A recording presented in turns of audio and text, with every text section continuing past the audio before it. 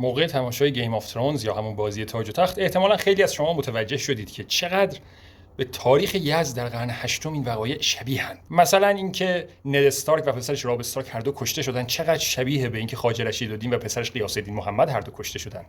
یا مثلا دیوار بزرگ شمال که چقدر شبیه به باروی آل مظفری یزد بود. یا مثلا اینکه واک آف شیم سرسی لنیستر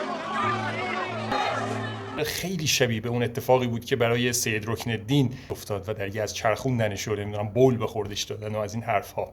می‌خواستم بگم اینها اصلا اتفاقی نیست. جورج آر مارتین خودش در یک مصاحبه در سال 2018 اعلام کرد.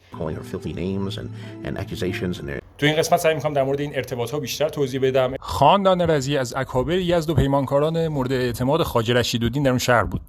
روابط این خاندان با خواجه رشید به دوره‌ای برمیگشت که خواجه رشید به یزد رفته بود و نزد شرف الدین علی طبیب بزرگ این خاندان مدتی اقامت و مطالعه داشت.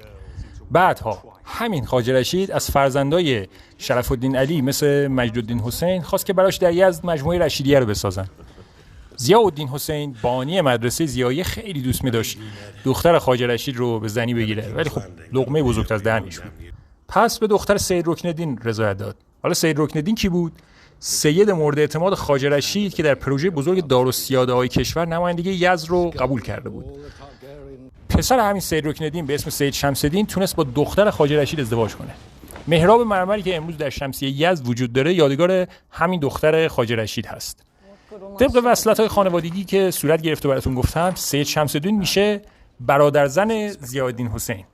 اتفاقا به خواهرزاده‌اش شرف الدین علی دوم گفته بود بیا و مشرف موقوفات من بشو.